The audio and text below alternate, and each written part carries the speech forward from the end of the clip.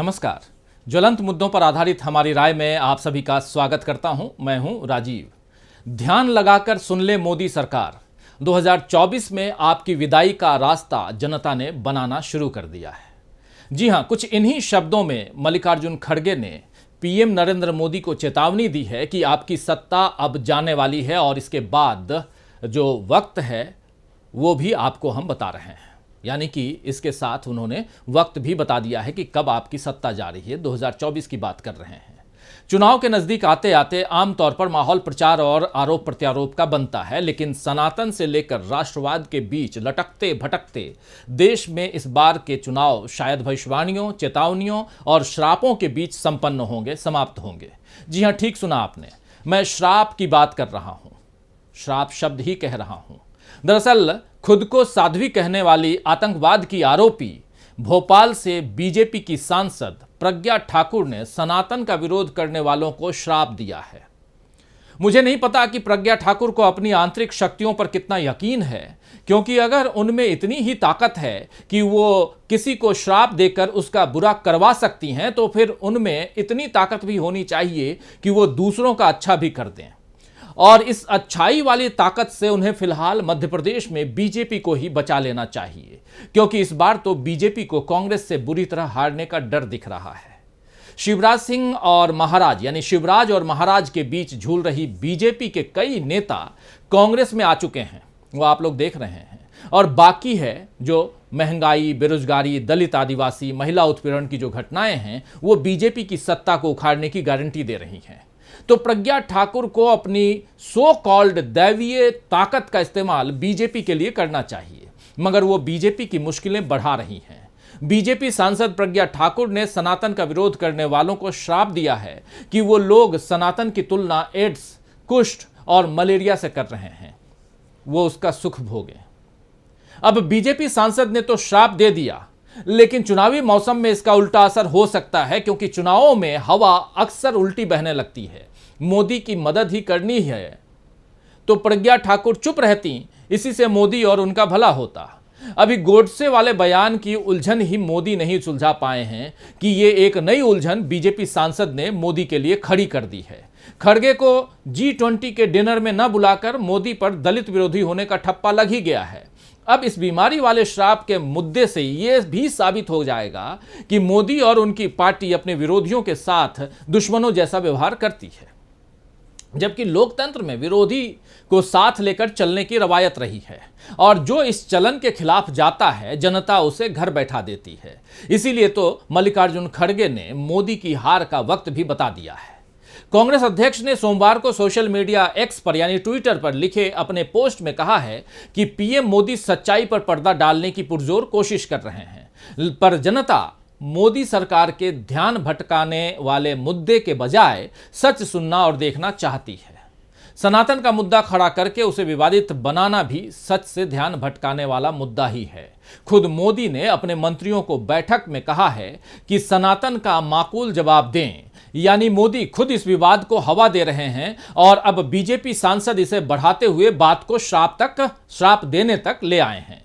इसीलिए राहुल गांधी जब कहते हैं कि देश में मोहब्बत की दुकान खुलनी चाहिए, नफरत का कारोबार बंद होना चाहिए, तो लोगों को उनकी बात सही लगती है। अभी यूरोप में भी राहुल गांधी ने बीजेपी के हिंदुत्व की पोल खोल दी और बताया कि केवल सत्ता के लिए बीजेपी हिंदुत्व का इस्तेमाल करती है। राहुल गांधी के साथ साथ अब बाकी नेता भी इस बात को समझने लगे हैं। जैसे शिवसेना प्रमुख उद्धव ठाकरे ने दावा किया है कि अयोध्या में राम मंदिर के उद्घाटन समारोह में पूरे देश से बसों और ट्रेनों में हिंदुओं को बुलाया जाएगा। इसमें शामिल होकर वापस लौट रहे लोगों के साथ रास्ते में कहीं गोधरा जैसी घटना हो सकती है।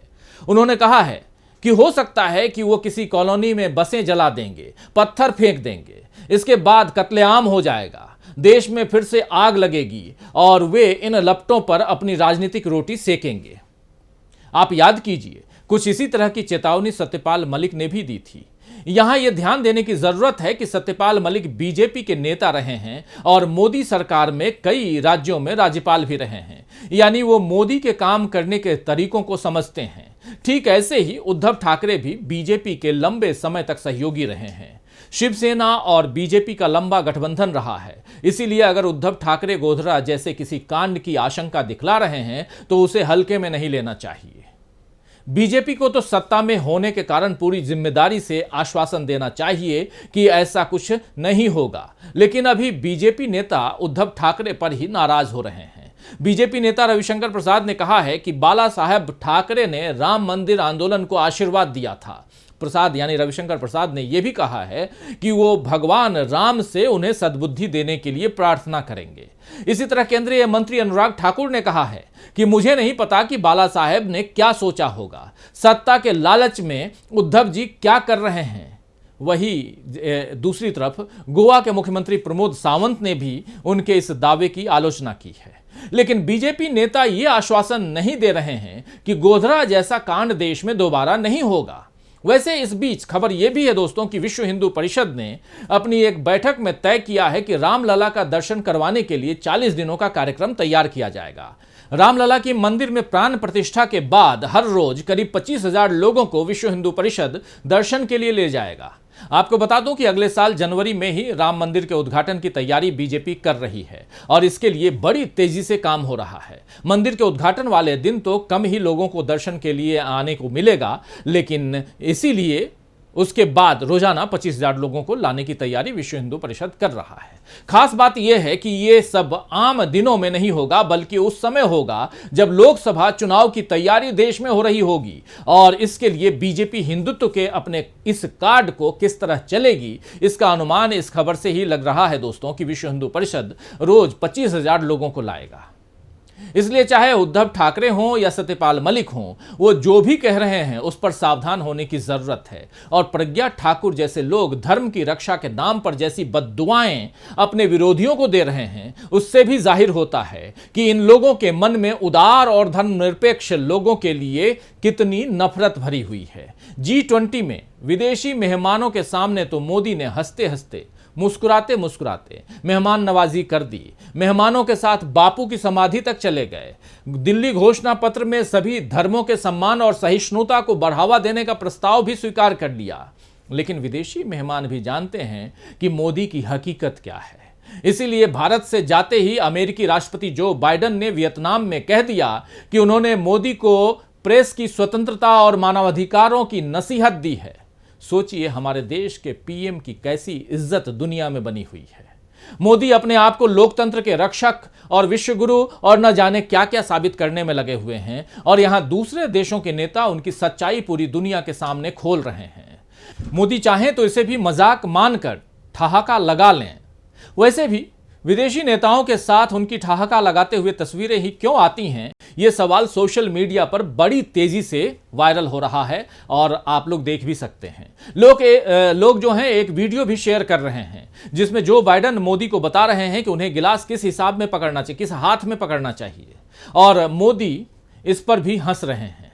इस पर बाइडेन कहते हैं कि ये सोच रहे हैं कि मैं मजाक कर रहा हूं, जबकि ऐसा नहीं है। इस वीडियो को देखिए।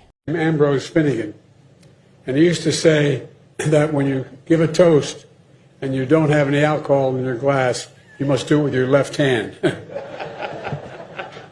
You think I'm kidding? I'm not. तो मोदी अपना मजाक खुद उड़वा रहे हैं, ऊपर से उनके नेता यानी बीजेपी के सांसद उन्हें फंसा रहे हैं और इसके बाद तो ऐसा लगता है कि खड़गे साहब सही ही कह रहे हैं कि 2024 में मोदी की सरकार जाने वाली है। तो आज के लिए बस इतना ही दोस्तों, नमस्कार।